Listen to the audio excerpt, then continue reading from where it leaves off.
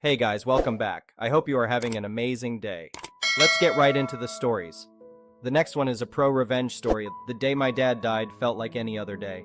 I rolled out of bed, brewed a cup of dark roast coffee, and sat down to read the morning newspaper. As I sipped my coffee, I couldn't shake this strange feeling in my gut, like a foreboding sense that something wasn't right. I decided to call my dad to check in. We'd grown apart over the years, especially after my parents' messy divorce when I was a teenager, but he was still my dad. The phone rang and rang. No answer. I tried again an hour later, but still nothing. By noon, I was really worried. I called my aunt, his only sister, to see if she had heard from him. She hadn't. My aunt and I drove over to his house, fearing the worst. The front door was unlocked, so we let ourselves in. "Dad?" I called out, but only silence responded. We searched every room and ultimately found him collapsed on the bathroom floor. One look and I knew he was gone. In the following days, details emerged that painted a troubling picture. My dad had been battling a rare neurological disease for over a decade. He had hidden the severity of his illness from me to spare me worry. In his final years, he leaned heavily on my estranged mother for care, not realizing she was taking advantage of his vulnerability. Planning his funeral unearthed even more dysfunction. My mother, who I hadn't spoken to in years, refused to allow me to carry out his wish to be cremated unless I forfeited the Social Security benefits he had left me. I reluctantly agreed, feeling defeated.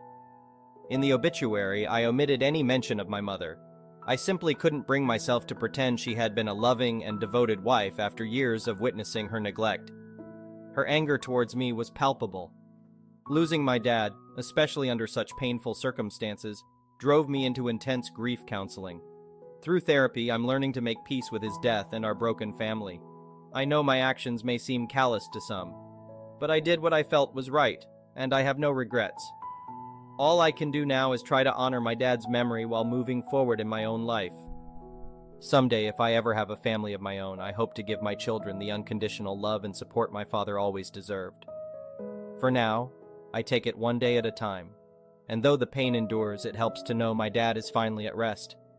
The first one is an entitled people story. It was a scorching summer day, the kind where you can literally feel the sun searing your skin. I had promised my sweet little niece, Emma, that I would take her swimming at our community pool to cool off.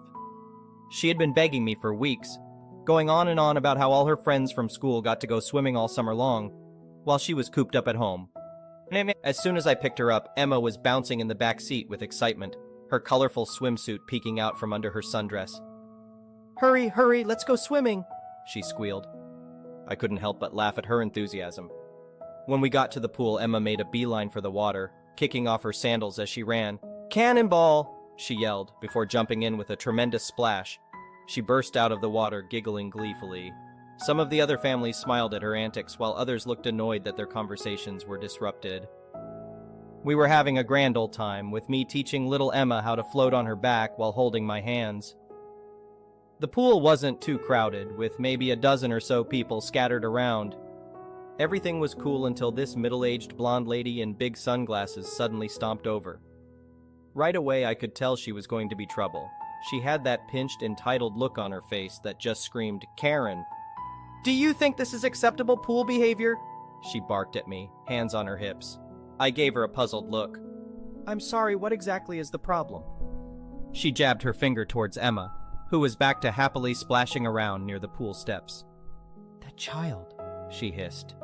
"She's disturbing everyone with her rude shenanigans. This is supposed to be a quiet, peaceful community pool."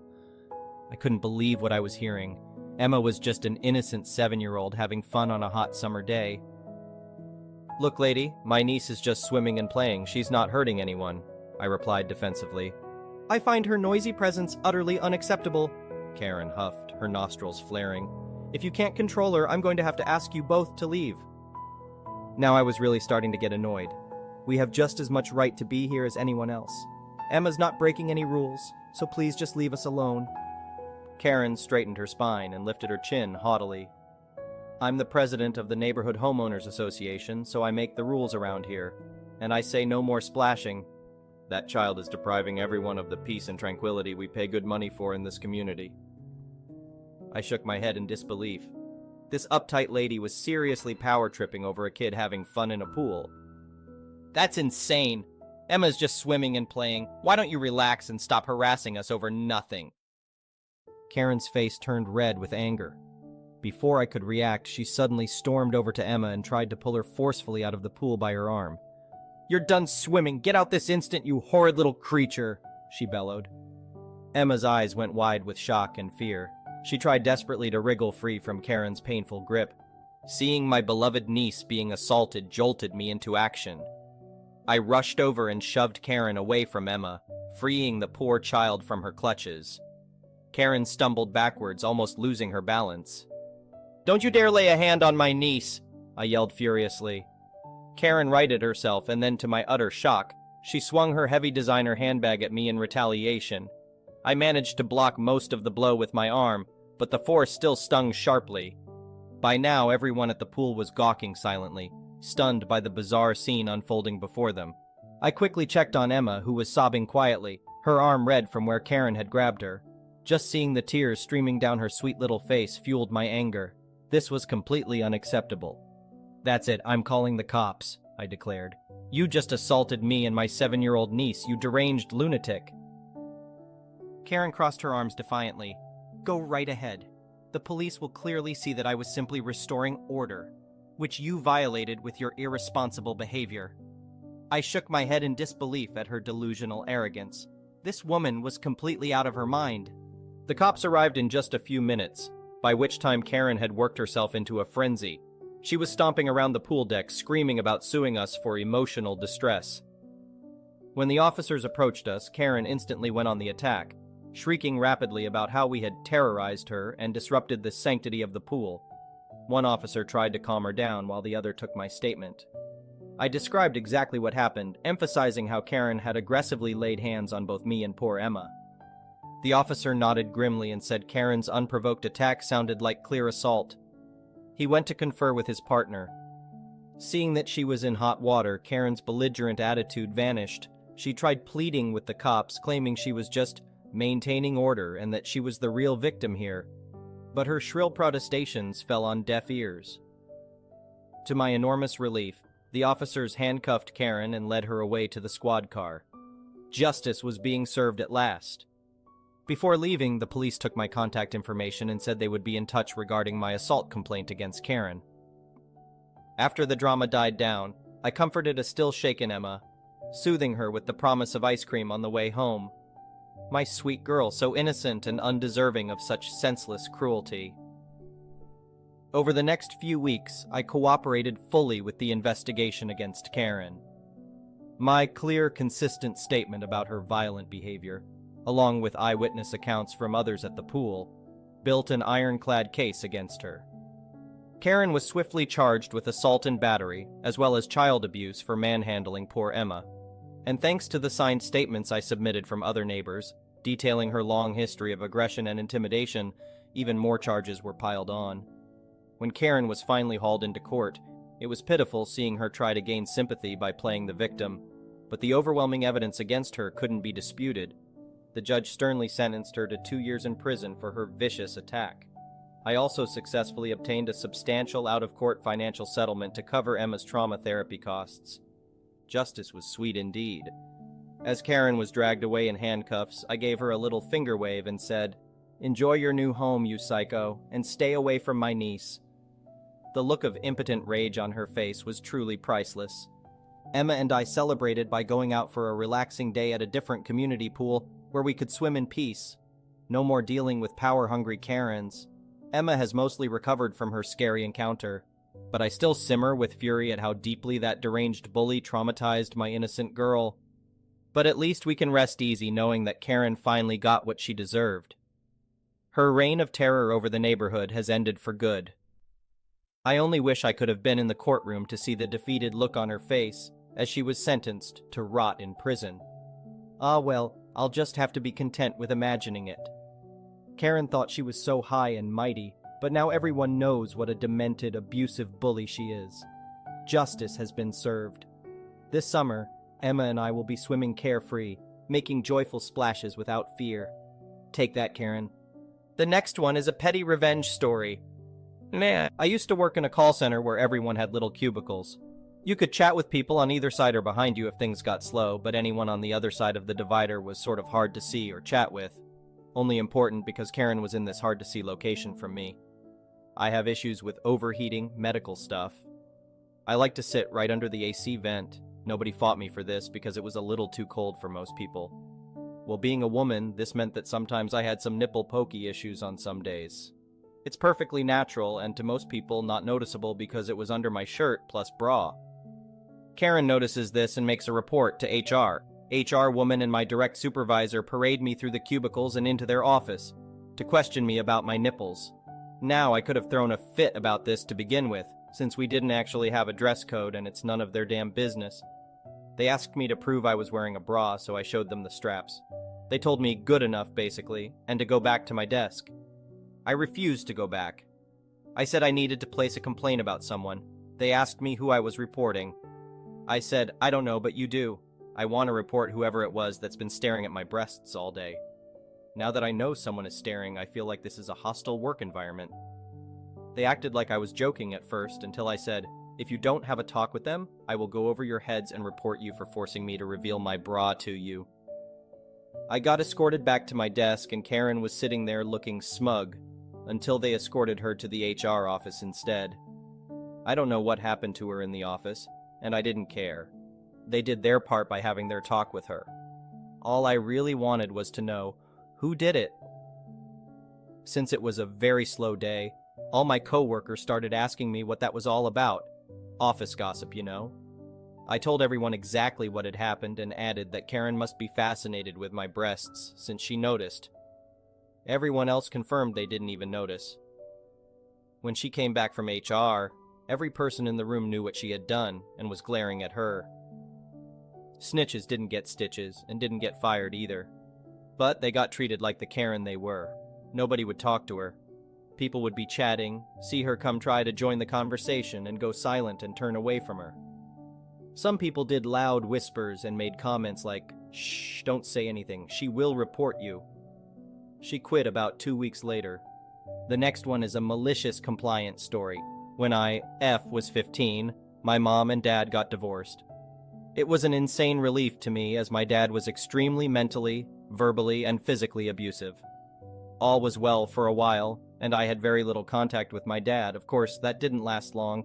He started poking around more and demanding I come visit him.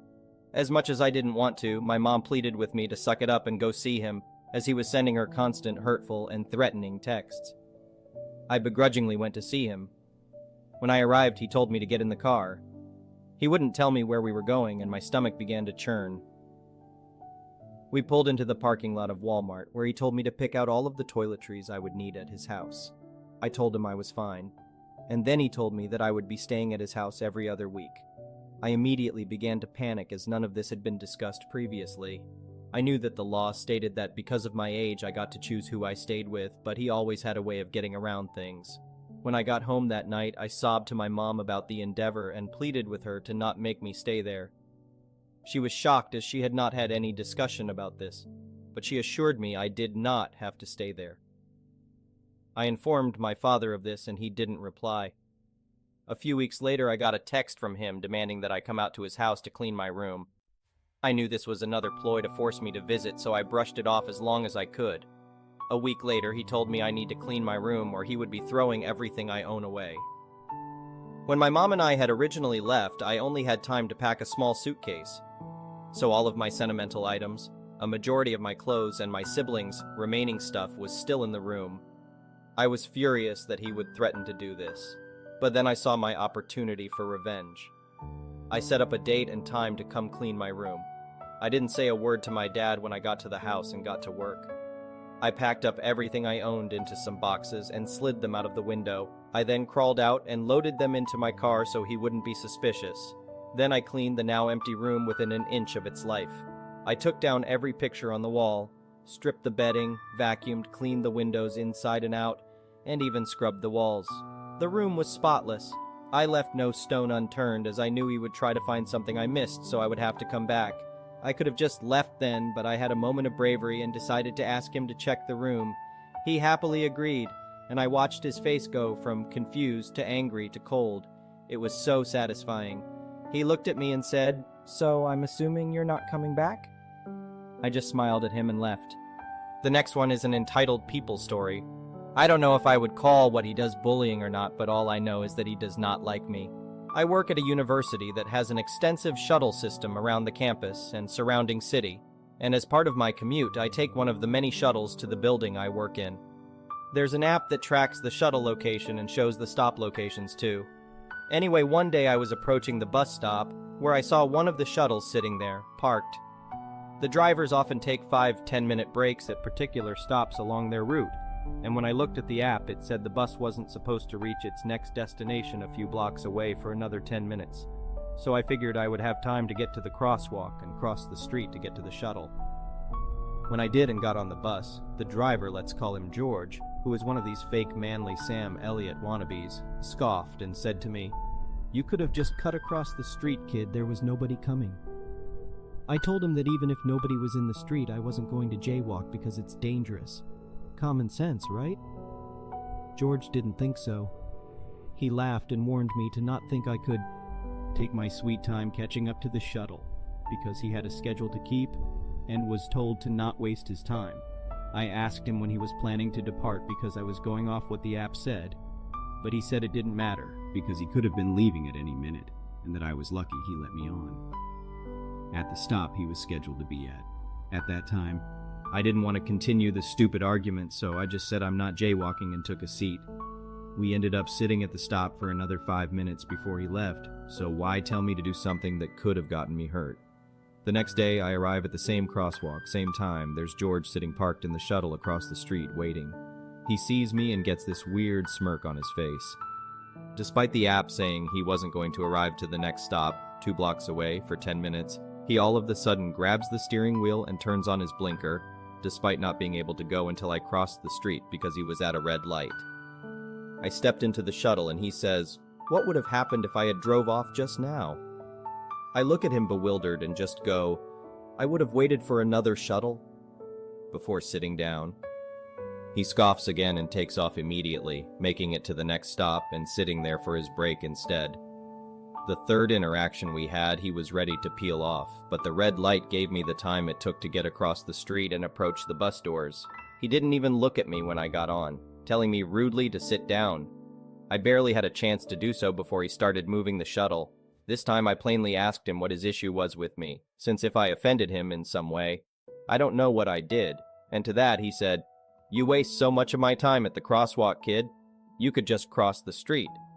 I was genuinely confused and asked him if the bus schedule needs to be updated if he needs to leave that stop so urgently. He replied, "That's not the point. If I'm waiting, you hurry up, even if I'm not waiting for you." At this point, I realized I was arguing with someone who got some kind of power trip off driving a shuttle. I told him that you should never encourage someone to break the law to catch a bus, and he just didn't answer. After that exchange, every time he sees me approaching the crosswalk to the stop, he suddenly ends his brake and drives away from the light the minute the light turns green. If there are other people at the stop with me, he'll scowl at me when I get on and act really put upon when other people thank him once he reaches their stop. It's so stupid. I've tried to memorize which bus numbers he drives, but with the university shuffling around employees due to various layoffs and funding issues, he's been surprising me at other stops. Sometimes he'll see me at a stop waiting and go or stop a couple of bus lengths away from the stop to make me jog to the shuttle, or will pretend to not see me at the stop if I'm alone and drive right past, unless I wave him down. I have reported him to the university, but get no response other than they're looking into it. I have also started using other lines and stops than the ones he typically stops at, but like I said, he surprises me sometimes. My job is too far to walk from the bus stops my commute usually takes me, so unless I feel like running, the shuttles are the most viable option. Regardless of my options, I shouldn't feel victimized for wanting to ride a bus. It's just weird. The next one is an entitled parent story. Pretty new to Reddit, but I felt someone might get a laugh out of it. This is shared with my girlfriend's permission. My girlfriend has a very rocky relationship with her mom. This is due to a variety of reasons, but one of the major ones is that her mom cursed her with a horribly misspelled name. Something like Hazel Mari Mom's last name. It's not those exact names, but the same type of vibe. Two classic, beautiful names ruined by her mother's pathological desire to be unique. Her parents weren't together at the time of her birth, and she ended up with her mom's last name. This has caused so many problems throughout her life since her dad ended up being her primary parent. And she's told me that she's wanted to change it since she started going to school and having to deal with the problems. The only reason she waited until she was an adult is because her mom wouldn't consent to the name change. Anyway, the paperwork recently went through and my girlfriend is now Hazel Marie Dad's last name. She's over the moon about it and I'm so happy for her. The only hiccup has been her mom. We expected her to be upset that her baby girl is deviating from her mommy's wishes, but we didn't expect she'd explode like she did. My girlfriend told her mom the news, and she absolutely blew up. She actually stormed over to our apartment. She lives in the same building as us, it sucks, and banged on our door until my girlfriend reluctantly answered. I advised her not to, but she did it anyway because, and I quote, "It's my mom, let me talk to her." Oh well. My girlfriend's mom barged her way into the apartment and began loudly berating my girlfriend for changing her name. She basically said that my girlfriend threw away the beautiful gift I gave you, and said, "You're my daughter, I have the right to name you." She wasn't even really upset about her taking her dad's last name, but she was really upset about her changing the spellings of her first and middle name to the normal spellings. My girlfriend tried to explain about all the problems her name had caused her over the years, but her mom wouldn't let her speak and just kept yelling over her. Eventually, much taller and stronger than my GF's mom, forcibly kicked her out while calling her a bitch and telling her never to come back. My girlfriend and I are now looking at breaking our lease to get away from her. Message from my girlfriend that she wanted me to add, "Please don't give your kids shitty names, no one thinks it's quirky or cute. You look like an idiot and little Mike and Lee probably resents you for it. Do everyone a favor and just spell your kids' names like they're supposed to be. Take it from someone with a shitty name, it sucks ass to deal with. You're naming a human person, not a doll or puppy." Thank you for watching. I would really appreciate it if you could like the video and subscribe to our channel if you haven't already. We'll see you again tomorrow.